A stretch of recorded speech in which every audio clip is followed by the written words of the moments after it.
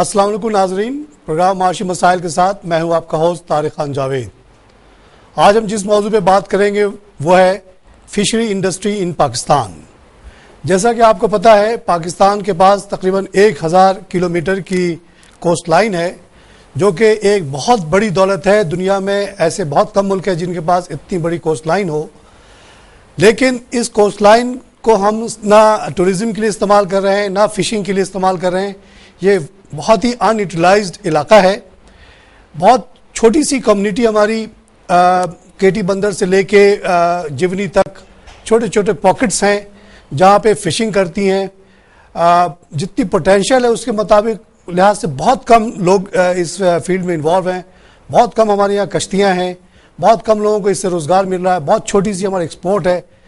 लेकिन ये छोटी सी कम्युनिटी जो हमारे लिए बहुत ही अजीज़ और बहुत ही हमारे दिल से करीब है, जिसको हम फिशिंग फोक कहते हैं, वो आजकल नहायत तकलीफ़ और कर्ब की सूरत से गुजर रही है कि क्योंकि दरिया सिंध का पानी का फ्लो रुकना, स्लो होना, साथ साथ बेइंतहा पोल्यूशन जो हम समुद्र में डाल रहे हैं। इसके अलावा एक जो प्रैक्टिस शुरू हो गई है जिसको गवर्नमेंट नहीं रोक पा रही है, वो टाइडल वेव नेट कहलाता है, जो लोग लगा देते हैं कोस्ट पे, और जब पानी का फ्लो होता है टाइड के साथ तो पानी उसके ऊपर से गुजर जाता है। जब वापस जाता है तो छोटी से छोटी मछली उसमें फंस के रह जाती है, और इस तरह से पूरी नस्ल कुशी हो रही है। एक और इशू जो फिशिंग इंडस्ट्री को है वो है गवर्नमेंट ने बेइंतहा परमिट्स इशू कर दिए हैं बड़ी बड़ी कंपनीज़ को, जो बज़ाहिर तो लगता है कि वो पाकिस्तानी कंपनी है, एक्चुअली वो बाहर की कंपनियां होती हैं, जापान और कोरिया वगैरह की, जो आकर हमारी समुद्री हदूद में इस बड़े पैमाने पे मछली पकड़ती हैं कि मछली बचती नहीं है। और हमारे जो बेचारे आम फिशर मैन फोक है, मछली पकड़ने वाले लोग हैं, उनकी रोज़ी जो है कम से कम होती जा रही है। अब वो नहायत तकलीफ़ में अभी ज़िंदगी गुजार रहे हैं। वो अक्सर मुजाहरे करते हैं, शोर मचाते हैं, लेकिन कोई सुनता नहीं है। आज इस मौजू पे बात करने के लिए मैंने दावत दी है सईद बलोच साहब को, जो कि फिशर फोक फोरम के जनरल सेक्रेटरी हैं। वेलकम सईद साहब, आपका बहुत शुक्रिया, आपने टाइम निकाल के हमारे इनविटेशन को एक्सेप्ट किया और आए। जैसे मैंने थोड़ी सी इंट्रोडक्शन में बताया, जो मैंने भी आपके वेबसाइट पे जाके पढ़ा है, और यकीन मानिए पूरी कौम की तरफ से मैं ये बात कह रहा हूँ, हमारा दिल बहुत रोता है आपके लिए। जब हमने तस्वीरें देखी बच्चों की डिफॉर्म फॉर्म में, और वैसे भी हम जब भी हैदरी वगैरह जाते हैं, वहाँ जो हम आप लोगों की कंडीशन देखते हैं वो बहुत ही करबनाक है। मैं पूरी दुनिया में घूमता रहा हूँ, मैंने इस कम्युनिटी को हमेशा बड़ा प्रॉस्परस पाया है, क्योंकि इतनी बड़ा समुंदर है, वहाँ से वो पकड़ते हैं, बहुत अच्छी स्टैंडर्ड ऑफ लिविंग होती है आमतौर से आप जैसे लोगों की। लेकिन हमारे यहाँ जो हालात हैं, और जैसा कि मैं सुनता हूँ कि ये रोज़ बरोज़ ख़राब होते चले जा रहे हैं। अब आप एज ए जनरल सेक्रेटरी कुछ बताएं हम लोगों को, ताकि हम भी आपके साथ मिल के आपके प्रोटेस्ट में शामिल हों, आपके लिए अपील करें, गवर्नमेंट शायद आपकी बात सुने। बहुत बहुत शुक्रिया कि वाइब्स टीवी ने हमें मौका दिया कि हम माहीगीरों की तकालीफ और उनके मसाइल को पूरे पाकिस्तान के लोगों के साथ शेयर करें।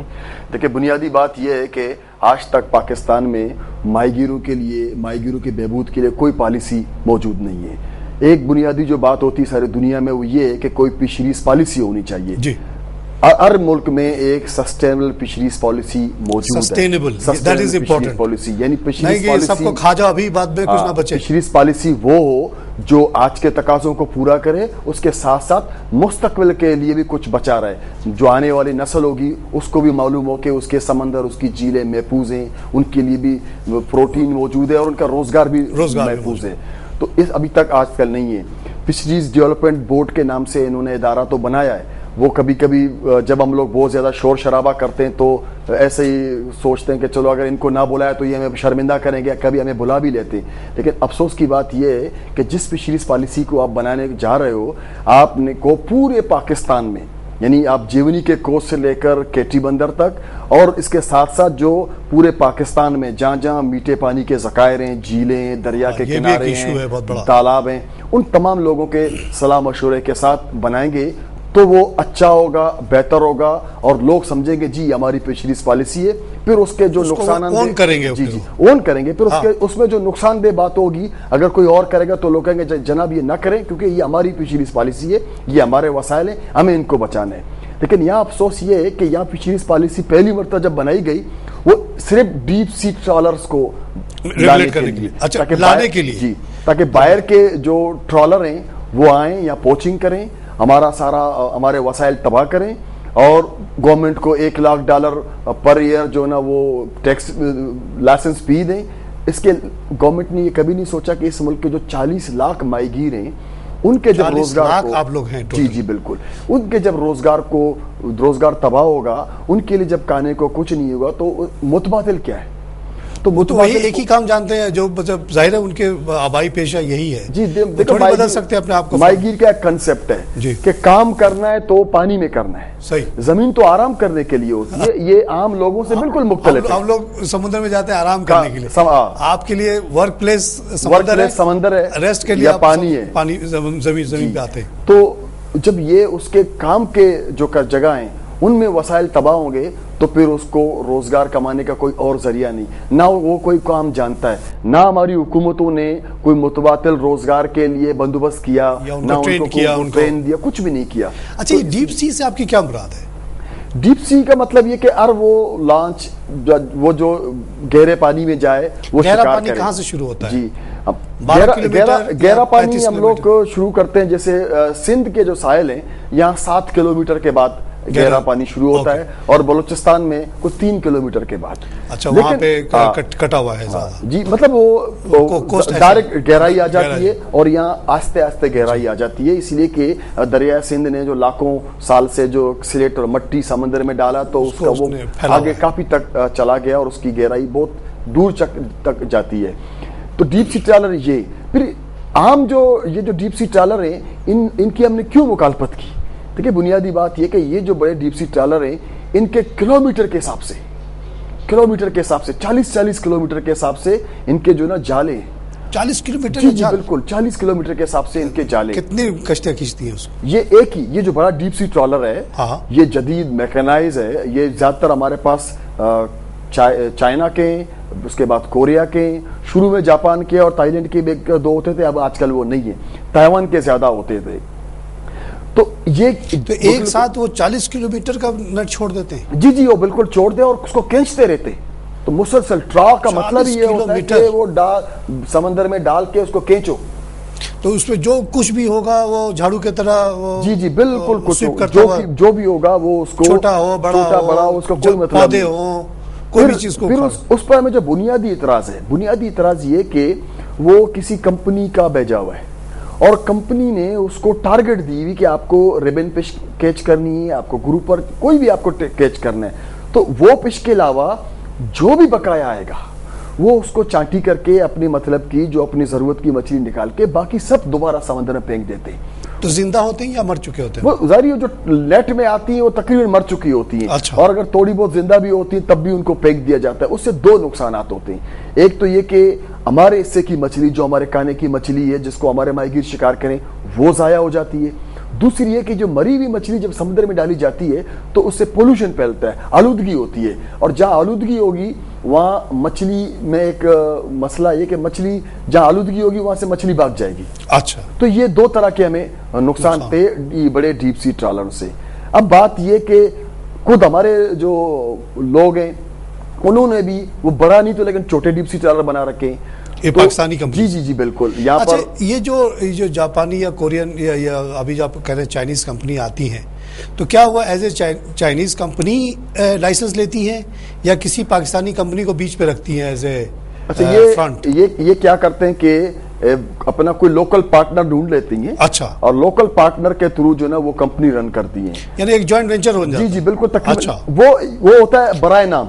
अच्छा, सिर्फ उनका वो स्टेशन होता है, वो लेटर हेड उसका यूज से वो जो उनके कागजी कार्रवाई है वो मुकम्मल हो या कुछ लोकल लोग भर्ती करने हो उनको वहां से सेल कराने हो वो करते हैं। बाकी टोटल उनका माल वहां उनके जेटीयू में जाता है, वहीं से एक्सपोर्ट होता है, वो हमारी मंडियों तक आता ही नहीं है। यानी उसका कॉलोनी में नहीं उतारते उसको। जी नहीं, उसका एक्सपोर्ट का जो फायदा गवर्नमेंट को या सरकार होना चाहिए सर की सूरत में, वो भी नहीं हो पाता। दूसरी सूरत में हमारे इससे की मछली जाया हो जाती है, हमारा समंदर में पोल्यूशन होता है। इस वक्त कितने ट्रॉलर्स आपके ख्याल में काम कर रहे होंगे इस वक्त? अभी थोड़ी बहुत बात आपको ये क्लियर करूं कि अभी जो डीप सी ट्रॉलर थे, कि किसी जमाने में 30 डीप सी ट्रॉलर थे, लेकिन उसके नाम से 100 से ज्यादा चल रहे थे।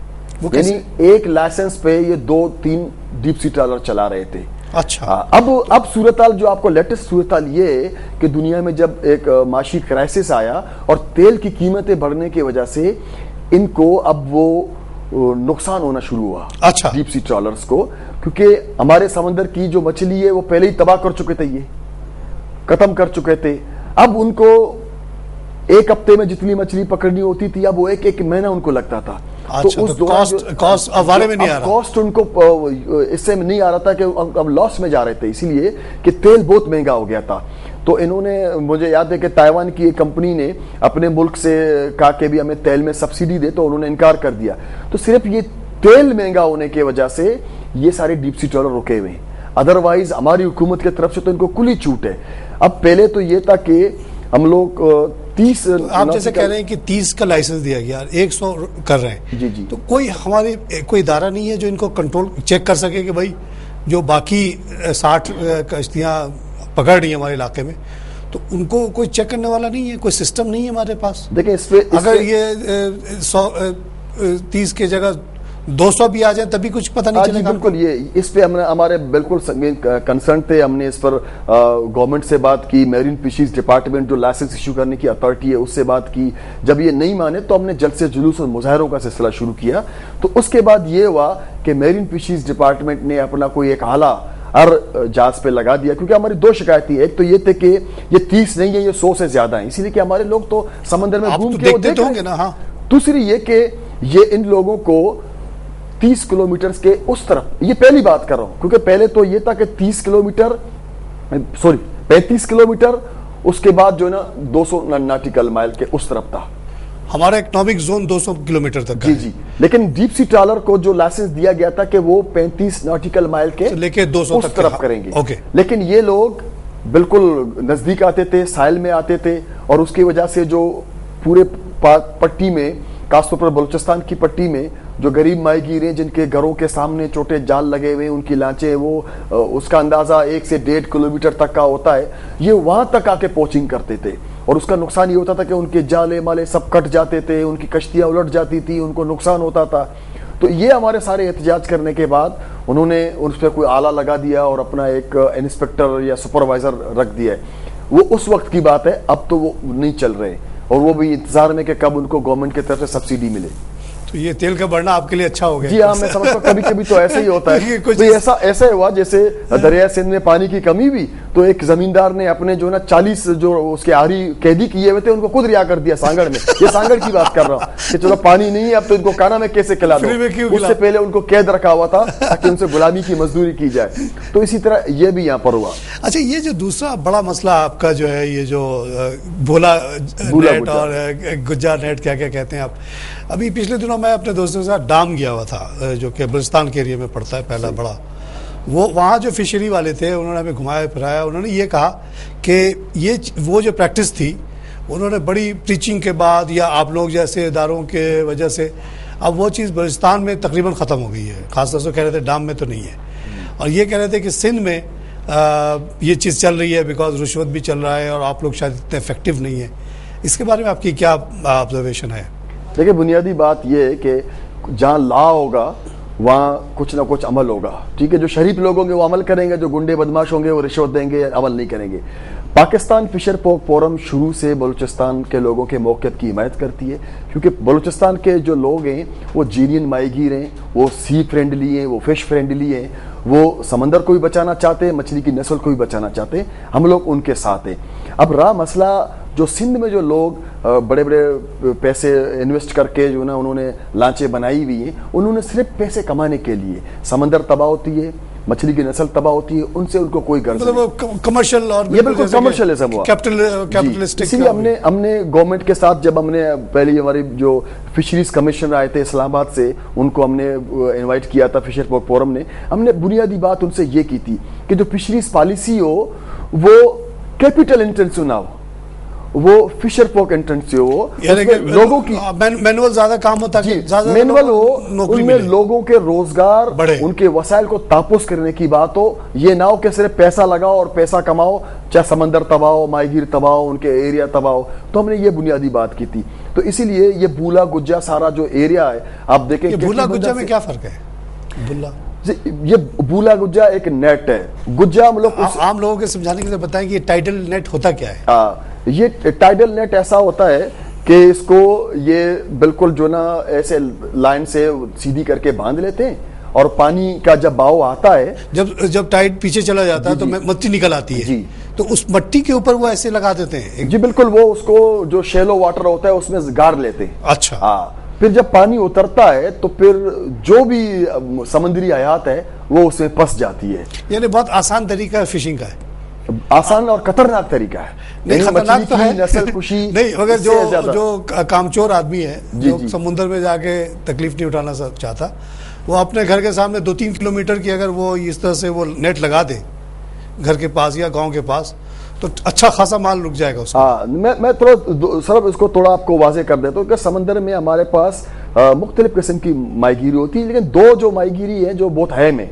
एक तो गिल नेट जिसको रच भी कहते हैं मकामी जबान में। अच्छा। तो वो मछली पकड़ने के लिए होती है, उसके जो आंख होती है, उसके मेश साइज होता है वो बड़ा होता है। अच्छा, ठीक है, वो मछली पकड़ने के लिए होती है, उसको गिल नेट कहते हैं। दूसरा होता है गुज्जा। गुज्जा छोटी मछली पकड़ने के लिए, और ज्यादातर ये जो फोकस है वो श्रिम्प के लिए, झींगा पकड़ने के लिए जी। ये 1956 का हमारे पास इन्होंने इंट्रोड्यूस किया। उससे पहले झींगा लोग पकड़ते थे, लेकिन उसका जरा किस्म मुख्तलिफ था, तो ये कमर्शियल हुआ। तो ये जो गुज्जा नेट है, ये जब समंदर में चलाते हैं तो ये मुसलसल चलती रहती है। अच्छा, ये चलती रहती है, तो जो भी और ये जमीन, ये जो समंदर का जो बॉटम है, जमीन है, उसको टच करती है। जैसे जैसे इसमें जितना शिकार होता रहता है तो इसका वजन बढ़ता रहता है, और नीचे ना फकत ये तमाम जो समुद्री नस्ल है उसको कैच कर रही है, सबको फलो जो जमीन में जो ऑयस्टर हैं, जो पौधे, जो उन सबको भी अपने साथ रगड़े में रहती है। यानी जो लाखों साल में जो जमीन का एक जो एनवायरनमेंट बना, उसको भी तबाह करती है। बस साहब, अभी मुझे एक थोड़ा सा ब्रेक लेना पड़ेगा इस पॉइंट पे। नाज़रीन, इस पॉइंट पे हम लेते हैं एक छोटा सा ब्रेक के बाद फिर हाजिर होते हैं।